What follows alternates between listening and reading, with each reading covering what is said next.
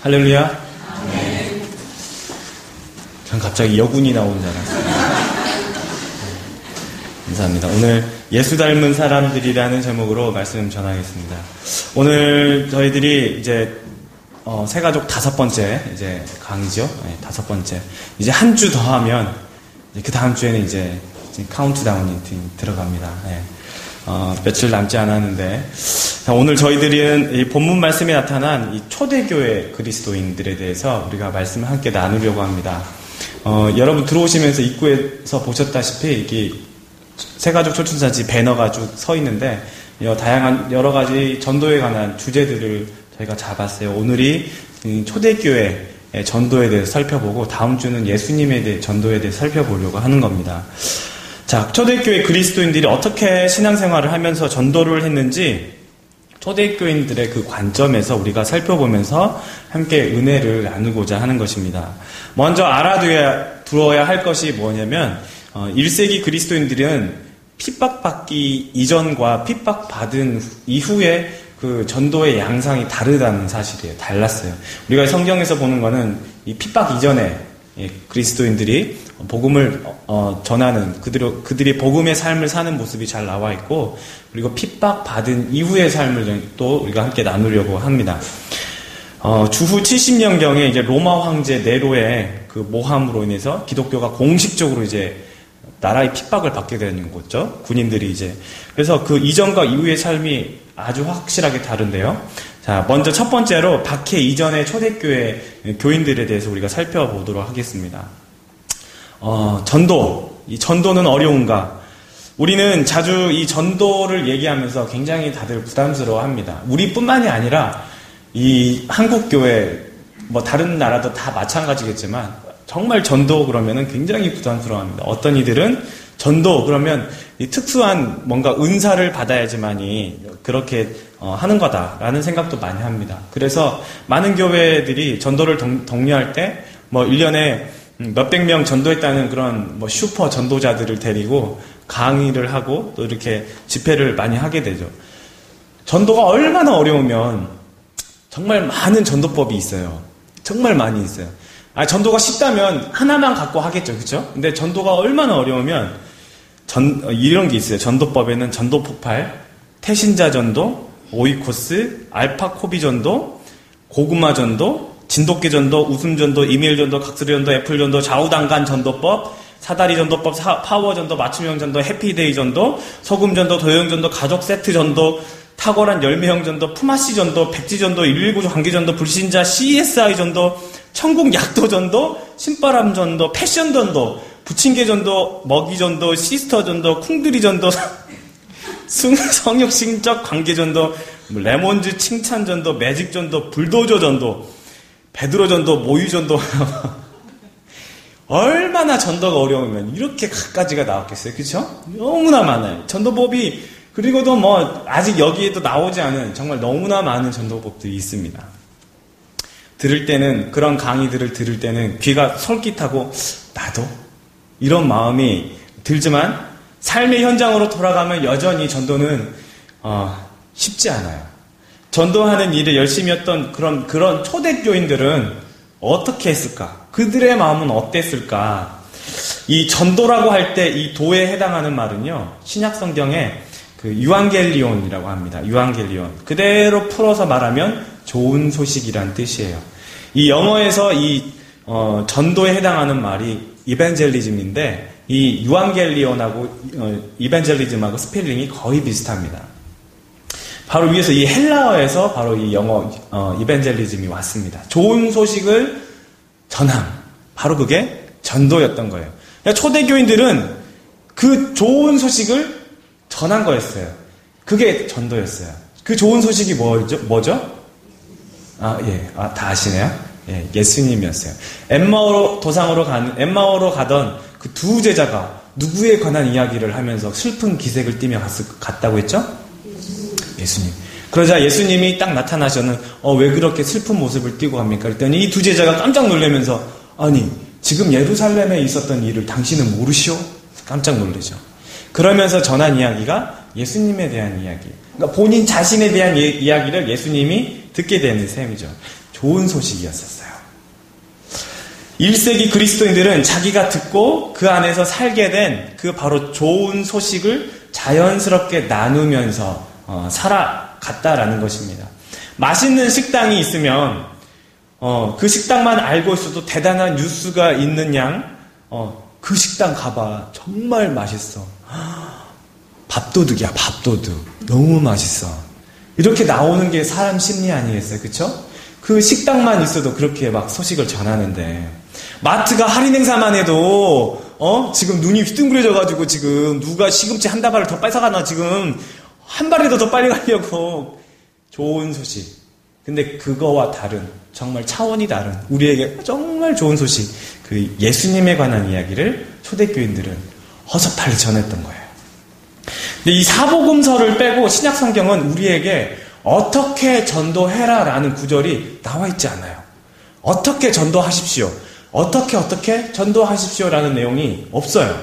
물론 에베소서 4장 11절에는 그 전도에 관한 은사에 관한 부분들이 살짝 나오긴 하지만 전도를 어떻게 해라 이런 내용은 안 나와 있습니다. 자, 초대교회는 전도를 전문가에게 맡기지 않았어요. 모두가 다 전도를 했었던 거예요. 초대교인들의 가장 중요한 점, 그게 무엇이냐면 이 좋은 소식을 누구나 다 당연스럽게 가서 전했다라는 사실이에요. 너무나 이게 기쁜 소식인 거예요. 그리고 너무나 이게 귀한 소식이었던 거예요. 그 소식, 그 예수님에 관한 이야기를 빨리 전해야 되는 거예요. 이게 너무 기쁜 소식이기 때문에. 그 예수님 닮은 모습에서 나온 자연스러운 결과가 전도로 계속해서 이어졌다라는 거예요. 초대교회 그리스도인들은 그리스도인으로 살아가면서 자연스럽게 그리고 별로 의식하지 않고 다른 사람들에게 예수님에 대한 삶을 몸소 보였던 겁니다. 그 초대교회 그리스도인들이 이렇게 할 수 있었던 가장 강력한 이유 중에 하나는 예수님의 명령이었어요. 다 예수님의 명령 딱 그러면 우리가 생각나는 게 지상명령이라고 생각이 드는데, 그러나 초대교인들은 이 지상명령보다 요한복음 13장 34절에 있는 말씀을 이들의 마음 가운데 정말 크게 들었어요. 요한복음 13장 34절 말씀, 새 계명을 너희에게 주노니 뭐하라? 서로 사랑하라.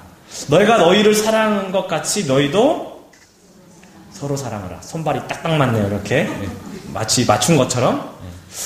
초대교인들은 이 명령을 정말 깊이 묵상하면서 정말 이 귀한 이 말씀을 가지고 늘 삶 가운데서 이 말씀대로 살려고 노력했었어요. 주님이 우리를 얼마나 사랑을 했는지 느낌 아니까. 초대교회 사람들은 이 전도를 행사나 어떤 기술, 스킬로 이렇게 받아들이지 않았어요. 그냥 새 계명을 너희에게 주노니 서로 사랑하라. 아, 예수님이 우리에게 이제 새 계명을 우리에게 주셨어. 우리가 서로 사랑하래. 왜냐하면 내가 너희를 사랑한 것 같이. 자, 이 사랑이 어떤 사랑이었어요? 십자가를 통한 누구도 감당하지 못하는 정말 이 가장 치욕스럽고 가장 모욕스러운 그 십자가를 통해서 몸소 보여주신 그 사랑을, 내가 너희를 사랑한 것 같이 너희도 서로 사랑하라. 이게 정말 놀라웠던 거예요. 어떻게? 여러분 한번 해보실래요? 이렇게 하면서 어떻게? 시작. 저도 이런 거 잘 안 하는데, 예. 그 사랑이 초대교인들에게는 너무나 큰 충격이었고 이게 기쁜 소식이었던 거예요. 예수님의 사랑이, 이게 예수님의 사랑이었다. 예. 예수님 부활 이후에 베드로의 고넬료 환상이라든지 사도 바울의 선교 활동으로 이제 이 유대인과 더불어서 이 이교도들이 예수 그리스도를 따르는 삶을 사는데, 이제 이교도들 또한 예수님을 닮아가는 사람들이 되기 시작했던 거예요. 이렇게 새롭게 변화된 사람들의 삶은 그 자체가 정말 매력적이었어요. 굉장히 매력적이었어요. 그래서 삶이 다를 경우에 저 사람들이 내가 그들에게 똑같은 삶을 사는데도 복음을 전하지 않았을 경우에도 저 사람의 삶이 왠지 달라 보이면 관심이 가기 시작하는 거예요. 저 사람은 좀 다르게 사네? 저 사람은 왜 우리랑 좀 다르게 사네?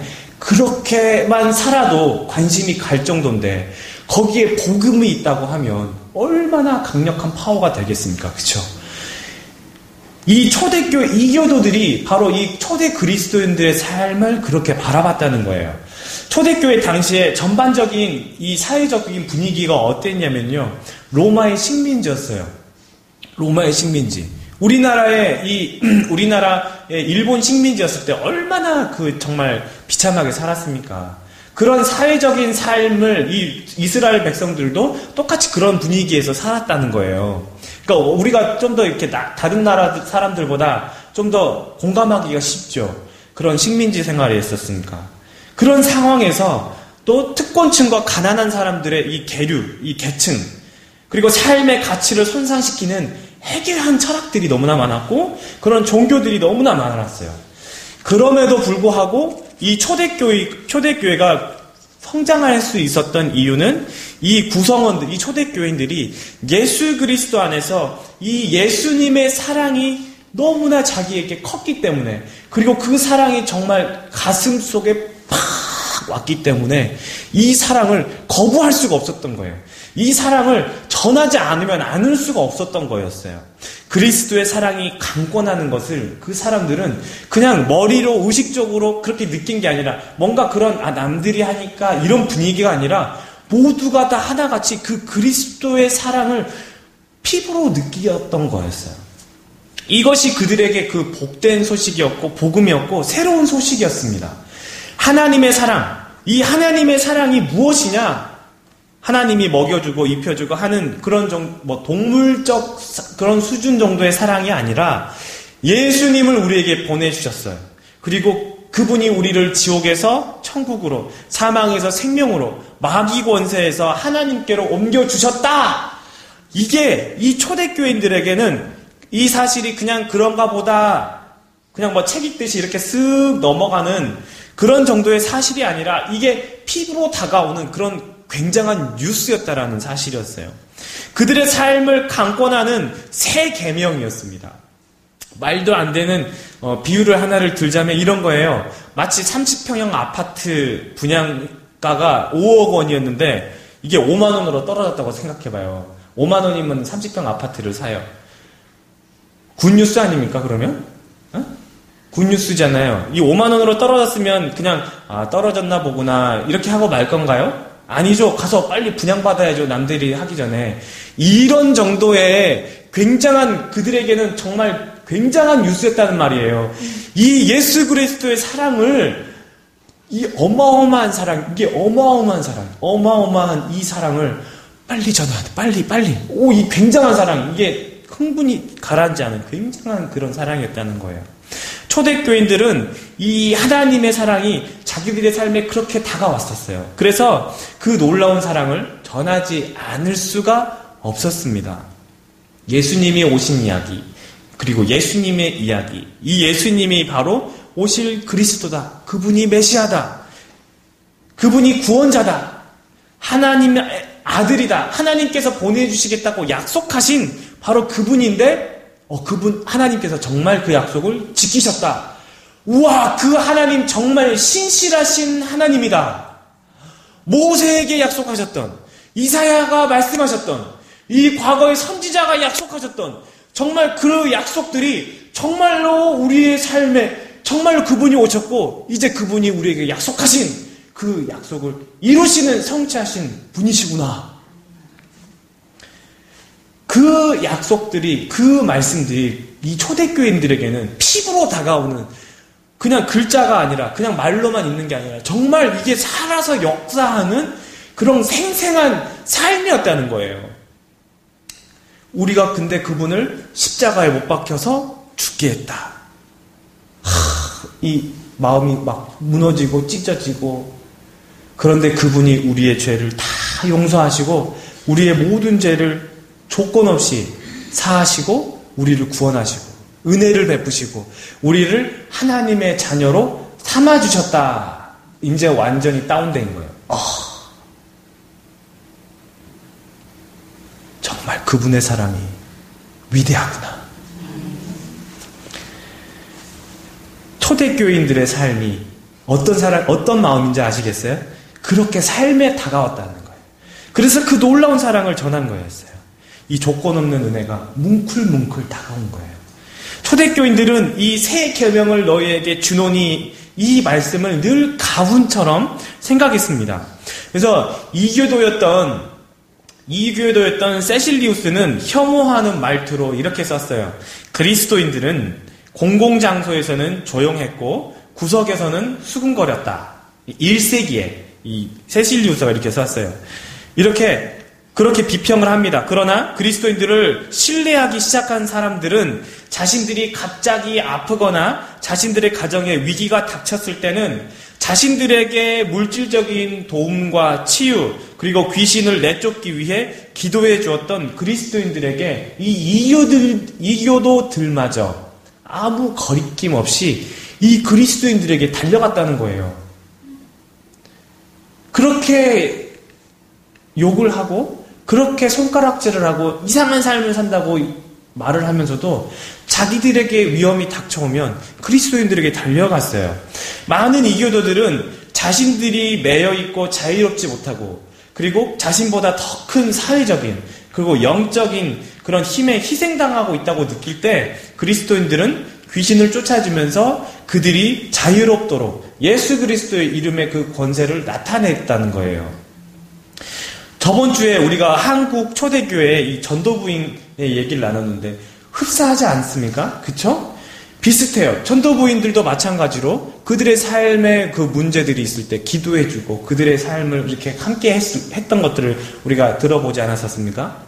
성령으로 충만하면 이상하리만큼 같은 양상을 이렇게 띠게 되더라는 거예요. 이것뿐만이 아니죠. 정말 많습니다만 자, 이 무엇이냐면 성령으로 충만해지니까 고린도전서 13장에 나오는 그 최고의 은사, 무슨 은사죠? 사랑의 은사를 하나님께서 그들에게 주시더라는 거예요. 새 계명을 너희에게 주노니 서로 사랑하라. 내가 너희를 사랑한 것 같이 너희도 서로 사랑하라. 이게 하나님께서 주시는 은사였다는 거예요. 그냥 계명, 이 율법 하나를 우리에게 주시나 보다가 아니고 new command I give you 이거였어요. 새로운 계명을 내가 너에게 주겠다, 준다. 이거는 새로운 명령이었어요. 명령. 그냥 1조 무슨 항 이런 의미가 아니라 이건 자기들에게 새로운 명령이었다는 거예요. 서로 사랑하라는 거. 그랬는데 성령으로 충만해지니까 하나님께서 사랑의 은사를 부어주시기 시작하더라는 거예요. 오늘 본문에서 믿는 사람들이 다 함께 모든 물건을 서로 통용했다고 합니다. 또 재산과 소유를 팔아서 함께 식탁교제를 나누고 함께 필요한 것들을 나눴다고 합니다. 무엇이 이런 행동을 가능하게 했을까요? 성령의 충만함은 하나님께서 주시는 사랑의 은사로 나타나는 겁니다. 인위적인 것이 아니라 자발적인 모습인데 이 자발적인 것은 내 의지가 아니라 하나님께서 그런 마음을 움직이시기 시작하다라는 거예요. 그러니까 성령 충만하면요 이상하게 같은 모습들이 계속하게 나타납니다. 성령 충만하면 하나님께서 예수님의 몸된 교회를 위해서 주신 은사예요. 성령으로 충만한 모습은 하나님 사랑하는 것이 가장 먼저 나타나요. 정말 하나님 그리고 나타나는 것이 내 이웃을 내 몸과 같이 사랑하는 거예요.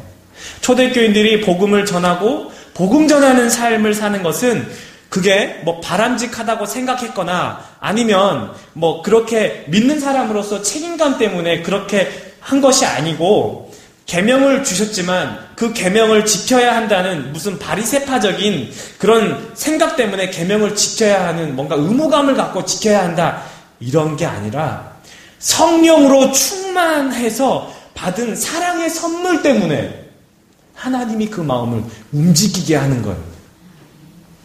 제가 전도 설교를 이렇게 지금 계속해서 준비를 하면서 많은 설교자들이 이런 얘기를 합니다. 초대교회 교인들은 성령 사역을 강조했다. 이렇게 얘기를 하는데 이 얘기가 뭐냐면 예수님께 기도하고 예수님의 말씀을 듣고 예수님으로 가득 차 있었어요. 그 예수님의 그 사랑이 예수님의 그 십자가의 복음이 그 마음이 가득하니까 성령님의 역사가 나타난다는 말씀입니다. 성령 사역한다고 해서 우리가 이제부터 성령 사역합시다 한다고 성령 사역이 나타나는 게 아니라 예수님으로 가득 차니까 하나님이 성령을 부어주신다는 거예요. 그게 바로 성령 사역인 거예요. 요한복음 14장 15, 16절에 이렇게 얘기합니다. 너희가 나를 사랑하면 나의 계명을 지키리라. 내가 아버지께 구하겠으니 그가 또 다른 보혜사를 너희에게 주사 영원토록 너희와 함께 있게 하리니 라고 말씀했어요. 예수님을 사랑하는 것, 성령님으로 충만해지는 것, 그랬더니 성령님의 역사가 나타나는 것입니다. 사랑하면 하나님께서, 예수님께서 보혜사를 보내주신다고 약속하시는 거예요. 결국은 성령님으로 충만해지는 게 그게 어떤 이유에서 되는 거예요? 예수님으로 가득 찬 거예요. 예수님으로 가득 찬 것. 예수님을 사랑하는 것. 그게 바로 성령으로 충만해지는 거예요. 성령 충만을 설명한 방법도 단어도 표현도 하나밖에 없습니다. 그건 바로 예수 그리스도예요. 그분만이 길이요 진리요 생명 대신 그 예수 그리스도의 사랑을 풍성하게 받고 그 안에서 그 예수님의 사랑을 즐기는 거예요. 그 안에서 기쁨을 누리는 거예요. 그 안에서 그 예수님과 함께 동행하는 거예요. 그 예수님과 함께 교제하는 거예요. 그게 성령 충만한 거였어요. 이것이 예수 닮은 사람들이라는 거예요. 초대교인들이 그런 삶을 계속해서 누리면서 살았다는 겁니다. 초대교인들은 복음 전하는 것 따로, 예수님 사랑 실천하는 것 따로, 이게 아니라 이게 하나의 형태로 나타났다는 겁니다. 십자가의 그 사랑, 그 감격, 그 놀라운 그 은혜, 그 그리스도의 사랑이 우리를 강권하시는구나 이렇게 느낄 때 성령님의 임재도 충만함도 동시에 모두가 다 느꼈다라는 거예요. 그래서 우리는 예수 그리스도의 그 십자가를 전할 수밖에 없어요. 그 예수 그리스도의 십자가 안에 성령님의 역사가 같이 다 나타나기 때문에 그렇습니다. 예수 그리스도의 십자가가 그들을 살리고 우리에게는 그 성령님의 충만함을 있게 하기 때문에 우리는 예수님을 전할 수밖에 없어요. 하나님은 예나 지금이나 변함없이 동일하게 한 가지 진리만을 말씀합니다. 그건 예수 그리스도밖에 없다. 예수 그리스도 하나면 족하다라는 거예요. 초대교인들이 성령으로 충만한 것은 바로 이 예수 그리스도를 통해서 받은 하나님의 사랑에 완전히 압도됐어요. 다른 게 필요하지 않았어요. 그냥 그 예수 그리스도, 그 복음 하나면 뭘 더 설명합니까? 사랑은 여기 있으니 우리가 하나님을 사랑하는 것이 아니요 하나님이 우리를 사랑하사 우리 죄를 속하기 위하여 화목제물로 그 아들을 보내셨습니다. 이어서 그에 따른 당연한 결과를 말합니다. 사랑하는 자들아, 하나님이 이같이 우리를 사랑하셨은즉 우리가 서로 사랑하는 것이 마땅하도다. 화목제물로 그 아들을 보내셨기 때문에 우리가 서로 사랑하는 것이 마땅한 거예요. 이게 하나님의 역사였고 성령의 역사로 막 이렇게 나타났다는 겁니다. 사도 바울도 이처럼 고백합니다. 고린도후서 5장 14절에 그리스도의 사랑이 우리를 강권하시는도다. 사도 바울이 선교를 했던 그 정말 파워풀한 그 열정이 어디서 났겠습니까? 그리스도의 사랑이었어요. 그분이 나를 사랑했기 때문에 나같이 형편없는 놈이, 아니 사도 바울 정말 이 사람만큼은 예수 믿지 못할 사람 아니겠습니까? 여러분 지금 이 자리에 만약에 어떤 사람이 한 10명을 살인했다고 쳐요. 그리고 한 10명을 이렇게 강도짓을 했고 10명에게 폭행짓을 했고, 근데 그 사람이 나중에 회심을 했어요. 그리고 예수님을 믿고 목사가 됐어요. 자, 그 분이 여기 와서 복음을 전한다고 생각해 보세요. 여러분 같으면 쉽게 그게 마음이 와닿겠습니까? 사도 바울도 그래서 10년 동안 다소로 가서 이 마음을 정말 자기 본인도 그 마음을 추스리기 위해서 자기 고향으로 가서 10년 동안을 하나님께 다시 그 회개하고 정말 그 마음을 다시 이렇게 다잡았던 거예요. 바로 이렇게 사역한 게 아니라, 여러분 그런 사람이 그게 복음을 전하는, 우리가 그렇게 죄를 짓는 사람이 복음을 전하는 데는 쉽게 받아들이기도 어려운데 본인은 오죽하겠냐는 거예요. 본인은. 예수 믿는 사람을 잡아다가 감옥에 가두고 스데반 집사가 죽을 때 누구 앞에 뒀어요? 사울 앞에 그 겉옷을 뒀다고 하잖아요. 그것을 당연하게 여겼던 사람이 바로 사도 바울이었어요. 그랬던 그가 이제 예수님의 복음을 전하는데 얼마나 마음에 죄책감이 있었겠습니까? 그쵸? 근데 내가 지금 그리스도의 그 사랑을 전하고 있다는 사실이 본인이 그 복음을 전하면서 얼마나 놀라겠습니까? 내가 이전에 그랬는데 이제 예수 그리스도의 사랑이 나를 감고 나는구나. 예수 그리스도의 그 사랑이 아니고서는 내가 이런 걸 할 수가 없는 거예요. 사도 바울도 그렇게 생각했던 거예요. 그래서 그 사랑이 나를 감고 나는구나. 예수님이 하나님 나라에서는 뭐 일이 없으셔가지고 이 땅에 내려와서 무슨 일이 있나 하고 이렇게 순찰하려고 오신 게 아니라 뭐 또 속으로는 뭐 하나님이 어딘가에는 살아 계시겠지 하고 대충 믿고 있는 그런 허망한 믿음이 아니라 정말 그 하나님은 살아계신 하나님, 완전하신 하나님, 참신 그분이 우리를 위해 오셔서 죽으신 이 사건이 놀랍기 때문에 이 이야기를 다른 사람들에게 전해 이 초대교인들의 마음을 우리가 다 같이 알아야 한다는 것입니다. 이것이 복음전도였어요. 자, 이제 이 두 번째로 이 박해 이후에 이제 박해를 받고 나서부터의 그리스도인들을 우리가 살펴보도록 하겠습니다.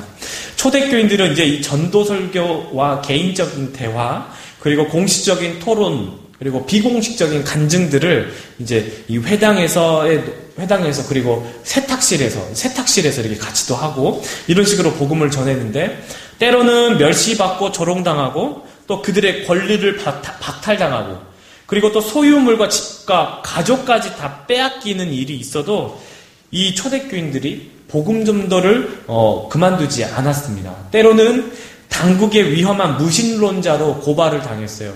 기독교가 이 당시에는 무신론자였어요. 로마가 공인하지 않는 그 종교가 뭐였냐면 기독교였어요. 유대교는 종교로 인정을 해줬습니다. 그런데 기독교는 이상한 거예요. 이게 이상한 거예요. 로마인들이 보기에는. 그래서 이 종교를 무신론으로 바꿔버린 거예요. 이 무신론자로 고발을 당했어요. 그리고 제국의 신들에게 제사 드리도록 강요도 당했지만 이 초대교인들은 거기에 순응하지 않았죠.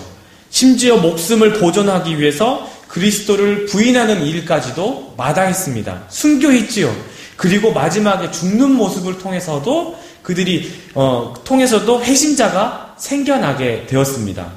이토록 그 뜨거운 열정이 어디서 나왔을까? 그처럼 지칠 줄 모르는 복음을 향한 그 마음은 어디서 나왔을까? 답은 뻔하죠. 답은 뻔해요. 뭐겠습니까? 예수님을 향한 그 사랑이었던 거예요. 초대교인들은 그런 이교도들이 회심하도록 했던 그 결정적인 역할이 바로 예수님의 그 사랑을 삶 그대로 보여줬던 거였어요. 그래서 복음 안에서 진실한 관계를 맺었어요. 이교도들은 이 그리스도인 이웃의 한결같은 삶을 지켜보면서 혹시나 또 관계가 손상되었을 때 보여주는 그런 이상한 인내심을 경험하면서 이 그리스도인들의 진실한 관계들을 보기 시작했다는 거예요. 사도시대에는 교회 안에 여러 가지 직분들이 있었습니다. 성경에는 언급이 없지만 초대 기독교의 그 공동체 안에 이 문서가 발견이 됐는데 그 중에 한 가지 칭호가 있었어요. 그게 뭐였냐면 파라볼라노이라는 그런 직함 칭호가 있었습니다. 그 사람을 파라볼라노이라고 불렀어요. 그 의미는 뭐냐면 위험을 무릅쓰는 자라는 뜻이에요. 주후 250년에서 251년에 데시우스 황제의 박해가 있었을 때 카르타고에 이 그리스도인들은 정말 많이 이 박해 때문에 죽었어요. 그리고 많은 사람들이 배교했어요. 예수님 안 믿겠다고 해버렸어요. 그리고 251년 말에는 이 종교에 상관없이 이교도들과 그리스도인들을 이제 똑같이 죽게 한 뭐가 일기 시작했냐면 전염병이 일기 시작했어요. 그 당시에 역사학자들이 이게 아마 홍역일 것이다 라고 얘기를 하는데 정말 모든 나라에 다 퍼져버렸어요. 그래서 도시들이 이제 시체들이 쌓이기 시작한 거예요. 자, 이교도들만 죽겠습니까? 아니에요. 그리스도인들도 똑같이 병에 들어서 같이 아파하는 거예요. 이때 그리스도인들은 무엇을 해야 했을까? 키프리안의 설교는 전염병이 돌고 위험한 상황 속에서 그리스도인들이 사랑을 이렇게 보여주자는 이런 설교를 했습니다. 키프리안은 이 마태복음 5장 43절로 48절에 있는 말씀을 가지고 설교를 했는데 내용이 이거예요. 또 내 이웃을 사랑하고 내 원수를 미워하라 하였다는 것을 너희가 들었으나 나는 너희에게 이르노니 너희 원수를 사랑하며 너희를 박해하는 자를 위하여 기도하라. 이같이 한즉 하늘에 계신 너희 아버지의 아들이 되리니 이는 하나님이 그 해를 악인과 선인에게 비추시며 비를 의로운 자와 불의한 자에게 내려주심이라. 너희가 너희를 사랑하는 자를 사랑하면 무슨 상이 있으리요? 세리도 이같이 아니하느냐? 또 너희가 너희 형제에게만 무난하면 남보다 더하는 것이 무엇이냐? 이방인들도 이같이 아니하느냐? 그러므로 하늘에 계신 너희 아버지의 온전하심과 같이 너희도 온전하라. 이 말씀을 그들이 처한 그 위험한 상황 속에서 적용하면서 같은 그리스도인들이 이교도들과는 다르게, 이교도들은 다 그냥 서로 막 자기 살자고 막 다 도망갔거든요. 그렇지 않게 살자고 말씀을 전했어요. 이것이 그리스도인들이 최근에 자신을 핍박하던 그런 이교도들, 그런 원수들을 사랑할 수 있었던 기회라고 모두가 다 여겼습니다. 그래서 그리스도인들은 자기 자신의 그 위험도 감수하고 자기는 이제 병에 안 걸린 그리스도인들도 있었는데 이 사람들도 자기 똑같은 그리스도인들만 간병하는 것이 아니라 다른 이교도들의 병까지도 같이 간병하기 시작하더라는 것이었어요. 그들에게 지극한 그 예수님의 사랑을 보여주는 거였어요.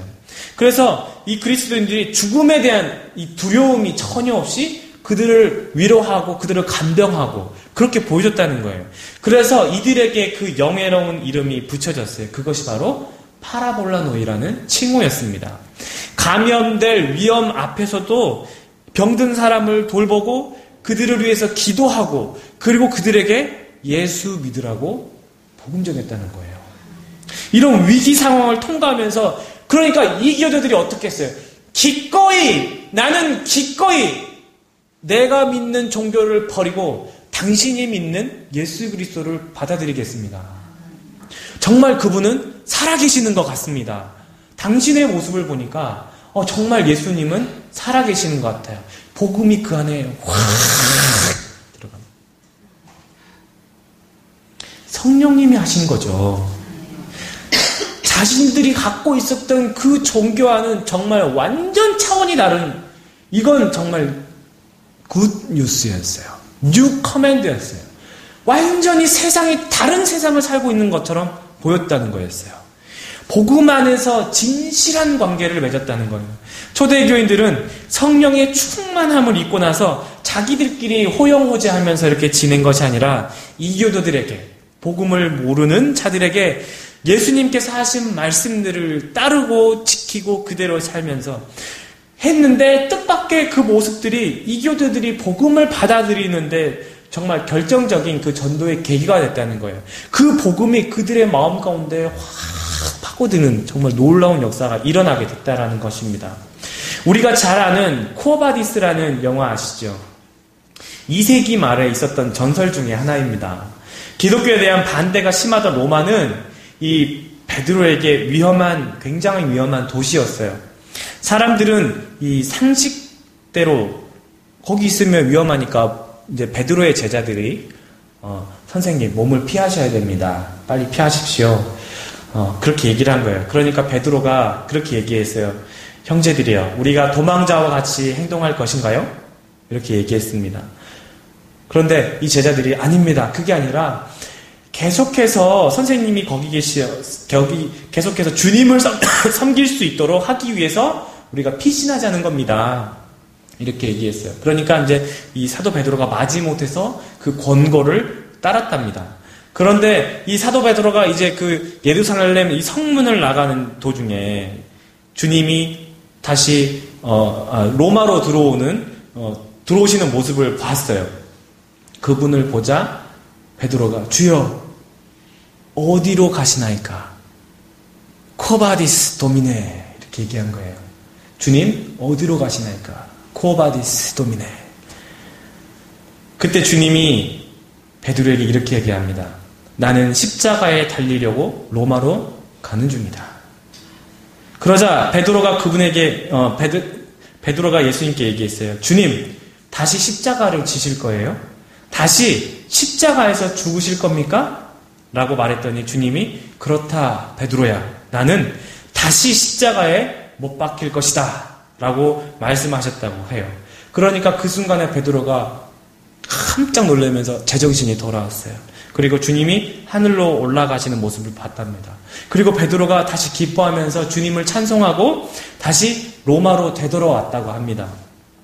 베드로는 그리스도에게 받은 사명을 뒤로 하면서까지 자기 목숨을 구하려는 유혹을 받았어요. 그러나 그를 위해서 십자가의 고난을 당하는 주님의 환상을 보고는 완전한 헌신의 길로 돌이켜서 죽음을 불사하게 됐다는 겁니다. 그 마지막의 이야기가 뭔지 아시죠? 베드로가 로마 군인들에게 이제 잡혀가지고 십자가의 처형을 당하는데 내가 어떻게 주님과 같은 모습으로 이렇게 십자가에 달려서 죽을 수 있느냐? 그래서 거꾸로 십자가에서 매달려 순교했다라는 내용입니다. 십자가의 복음은 그리스도인의 그 열정을 최고조로 유지하게 하는 가장 중요한 요인 중에 하나, 요인이었다는 거예요. 이것이 바로 우리가 믿는 핵심입니다. 그 예수님이 십자가에 달려서 죽으신 것, 그거 하나 갖고 사도 베드로가 거꾸로 십자가에 죽게 되는 정말 엄청난 열정을 보이게 되는 겁니다. 사도들이 예수님의 행적을 기록하면서 쓴 복음서는 뭔가 이 고상한 지식을 전하려고 한 것이 아니라 예수님에 대한 이야기를 적으면서 우리가 믿어야 할 분이 누군지, 무엇인지, 그리고 왜 우리가 예수님을 믿어야 하는지를 기록했다는 거예요. 그 예수님의 값없는 희생과 사랑, 그들에게는 그 이야기로 가득했어요. 그 이야기가 지겨울 만도 한데 그게 아니에요. 그들에게는 그 이야기가 날마다 새로운 거죠. 날마다 아침마다 내게 다가오는 그 새로운 하나님의 사랑. 늘 아침에 눈 떠보니 이게 또 다른 하나님의 사랑이에요. 아침마다 눈 떠보니 또 다른 사랑이고 아침마다 늘 그 새로운 하나님의 사랑을 경험했다는 거예요. 그리고 그 예수님의 말씀을 기억하면서 기도했습니다. 그랬더니 성령의 충만함을 받게 되었습니다. 성령으로 충만함을 받았더니 사랑의 은사를 받고 그리고 그것 때문에 함께 복음을 들고 나가서 복음을 전했다는 거예요. 사도 베드로는 오순절 성령의 임재로 충만해졌어요. 오늘 우리가 본문 내용이 이상하게 스데반이 전한 복음 내용과 같습니다. 그러면서 이 36절에 너희가 십자가에 못 박은 이 예수를 하나님이 주와 그리스도가 되게 하셨느니라.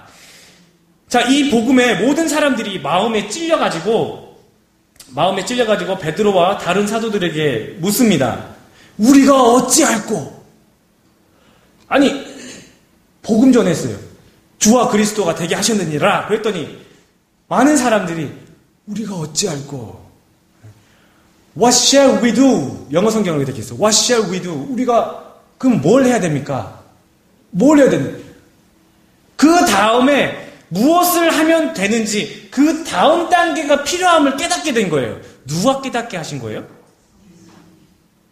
성령님께서 그들에게 이 복음 전했더니 성령님이 그 마음을 이 다음 단계 뭐가 필요한지를 필요하게 만드시는 거예요. 그 다음 우린 뭐 해야 되죠 그러면? 그럼 우리가 뭐 해야 됩니까? 사도 바울이 뭐라고 합니까? 38절에 시작! 베드로가 이르되 너희가 회개하여 각각 예수 그리스도의 이름으로 세례를 받고 죄사함을 받으라. 그리하면 성령의 선물을 받으리니. 다른 게 없었어요. 우리가 어찌하고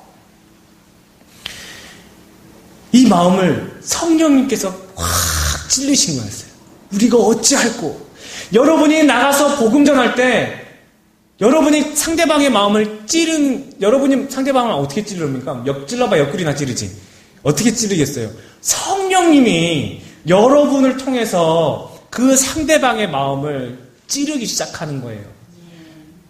그게 언제인지는 모르죠. 한 번 전에서 그 사람들의 마음에 올지, 그는 하나님의 작정하심 때, 하나님의 때와 시기지만, 여러분들이 그 복음 들고 나갈 때 성령님이 그 마음을 찌르는 거예요.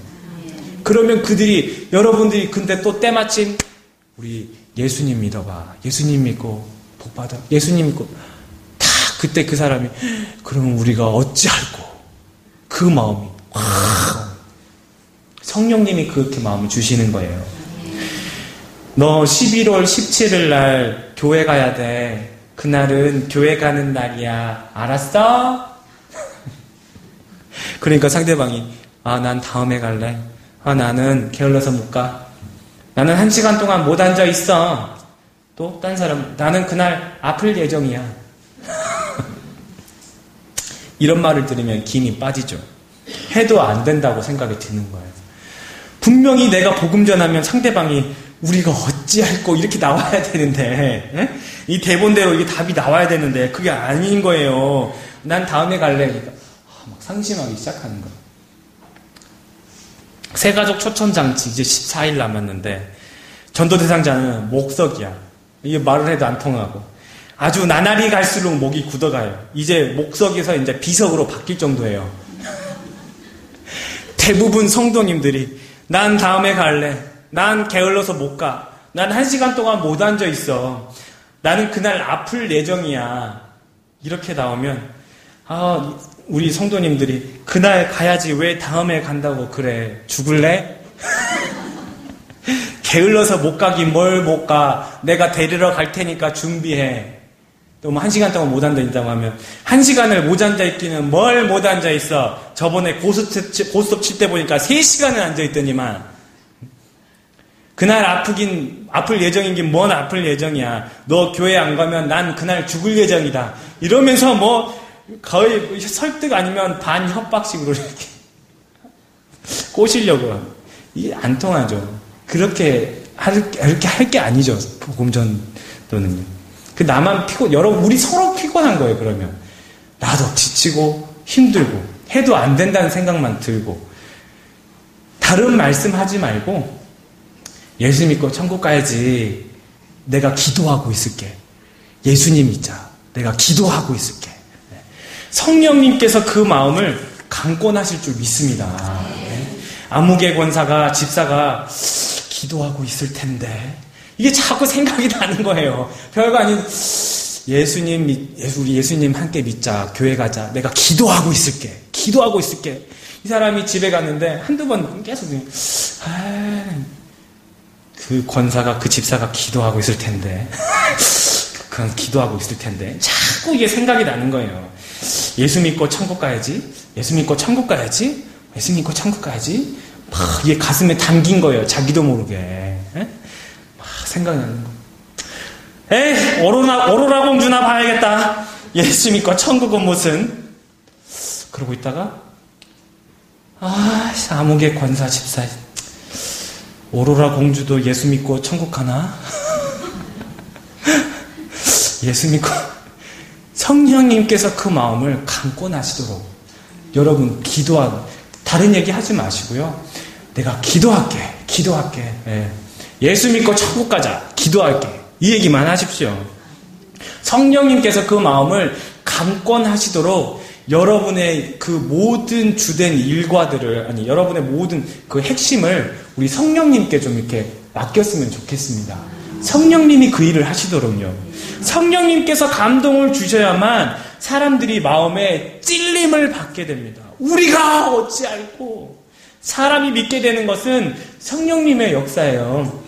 내가 말 잘해서 사람들이 믿게 되는 것이 아닌 것을 우리가 너무나 자명하게 알고 있습니다. 사람들이 어떻게 할꼬 물었을 때 사도 베드로가 정확하게 알려줬어요. 회개하고 예수 그리스도의 이름으로 세례를 받으라. 43절부터 47절을 볼 때요. 초대교인들의 삶은 성령으로 이렇게 충만한 삶을 살았다는 것을 우리가 알 수 있습니다. 그들이 함께 성전에서 늘 모여서 기도하는 것도 하나님께서 마음을 강권하시기 때문에 그리고 어떤 사람들은 자기 자산과 소유를 팔아서 모두가 다 함께 이렇게 필요한 사람들에게 나눠줬어요. 그리스도의 참 사랑이 성령님의 역사를 통해서 나타났다는 거예요. 이제 우리가 함께 기도하기를 원하는 것은요, 이 모든 것이 다 성령 충만한 데서 나타났습니다. 이게 어떤 사람들의 모습이었습니까? 예수 닮은 사람들의 모습이었다는 거예요. 그 안에 성령 충만하기 위해서 무엇을 간구했어요? 그 기도의 제목이 뭐였습니까? 그들의 마음 가운데 성령 충만하기 위해서 핵심이 뭐였어요? 예수님이었어요. 십자가의 사랑이 거기에 중심이었다는 거예요. 거기에 다른 게 없었어요. 예수님으로 충만했기 때문에 성령님이 그 마음 가운데 거하시는 것, 성령님의 임재, 성령님의 가득하심, 성령님의 교통하심, 성령님의 교제가 그 안에 나타났다는 겁니다. 우리가 이제 함께 기도하기를 원하는 것은 우리가 전도할 마음을 달라는 것 이전에 구할 것은 예수님께서 우리에게 내어주신 그 값진 생명으로 우리의 모든 생명이 구원받았습니다. 하나를 미리 땅에 떨어져 죽어서 많은 열매를 맺었습니다. 주님 감사합니다. 주님 사랑 때문에 내가 지금 이 은혜를 받았습니다. 그렇습니다. 주님의 그 십자가 사랑 때문에 내가 정말 이렇게 예수 그리스도를 믿게, 정말 내가 이전과는 정말 다른 구원받은 삶을 살게 하시니 감사합니다. 나 같은 죄인도 용서하여 주시니 감사합니다. 이걸 먼저 우리가 회개하고 우리가 주님 앞에 내 삶을 내가 예수님 닮은 삶을 살기를 원합니다.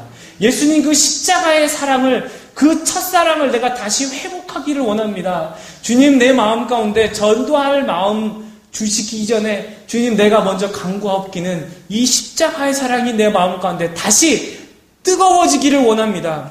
내가 들끓기를 원합니다. 그 첫사랑을 회복하게 해 주옵소서. 그렇게 우리가 먼저 좀 기도하기를 원합니다. 그리고 두 번째로 이제 우리가 전도할 사람 예수 그리스도의 십자가의 사랑이 그들 마음속에 파고들기를 원합니다. 우리가 복음을 전하는 마음이 전도해야 한다는 그런 의지가 아니라 성령의 충만함을 입어서 자연스럽게 나타나는 복음 전도가 되기를 원합니다. 우리가 이따 찬송 부르고 그렇게 두 가지를 놓고 함께 좀 기도했으면 좋겠습니다. 네, 우리 이 시간에 함께 찬송을 우리가 좀 주님 앞에 우리가 이 찬양을 통해서 우리가 함께 고백하고, 하나님 내가 이 주님의 그 첫사랑을 회복하기를 원합니다. 주님 이 사랑을 되게 회복하여 주옵소서. 그런 마음으로 우리가 이렇게 찬양하고 우리가 기도하면서 좀 뜨겁게 우리가 성령님께 우리의 이 모든 시간을 좀 간구하기를 원합니다. 예수님 우리 붙들어 주옵소서. 예수님 우리가 이 찬양을 올려드립니다. 우리가 이 기도를 올려드립니다. 주님 그 첫사랑 우리에게 회복하게 주님 인도하여 주옵소서. 우리 함께 찬양하겠습니다.